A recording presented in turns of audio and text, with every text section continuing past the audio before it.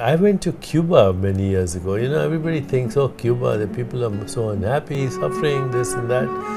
And actually, I was surprised. People were playing chess on the street. Grandfather and grandson playing chess. Poets on the street. People dancing in the restaurants. And so I actually asked somebody, I said, people look quite happy here. He said, yeah, we don't have any money, so we spend time in relationship. It was a very good insight for me.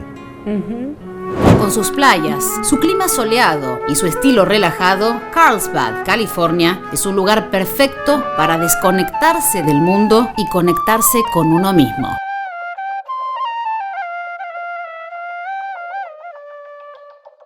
Quizás sea por eso que Deepak Chopra haya elegido este pueblo costero para fundar su centro de meditación y bienestar.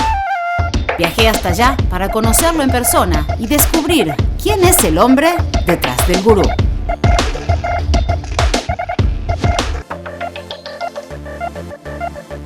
Talking and discussing about your book, The Future of God, where you talk about faith.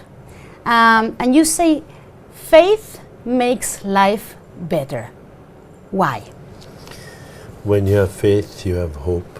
When you have hope, then you are able to achieve extraordinary things. Faith is being certain of something that you don't see. So what is that thing that you don't see, of which you can be certain, is your own mind, your own consciousness. You can't see it, right? But we experience them every day. Once you start to recognize that there's an invisible domain within you that makes everything in the physical world possible, that is true faith. You're certain of these things. I don't have to ask you to believe them, just like I don't have to ask you to believe in electricity or gravity, because you experience it in the form of this light bulb, or people at home watching us on TV. They don't need really to have a belief in electricity. You don't need to have a belief in your own consciousness, because it's the source of all your experience. And here's the trick. Once you understand the invisible is responsible for everything in the visible world, then that invisible domain of consciousness is your route, is your roadmap to what we call the infinite consciousness, God.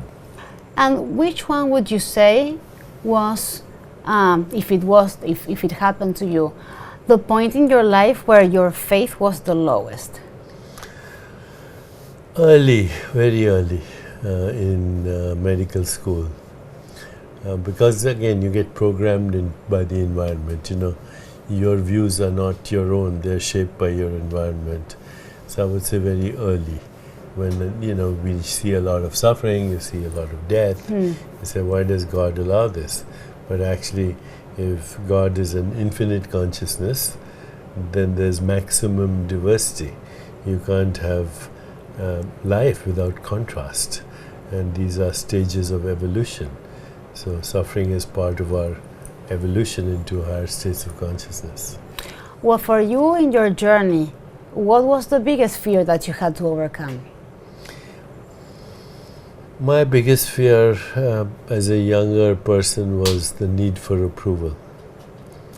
It took me a long time to get over that. And that was... But that's also a stage in development, because if you look for external validation, but then when you prove to yourself that you can do it, then slowly you lose it.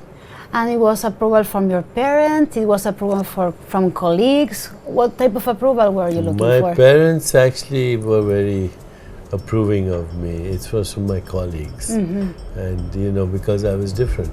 Al regresar, Deepak nos da sus claves para atraer el amor a nuestras vidas. Habla de su amistad con Lady Gaga, Michael Jackson y Elizabeth Taylor. Además, el consejo de Deepak que me dejó literalmente sin palabras.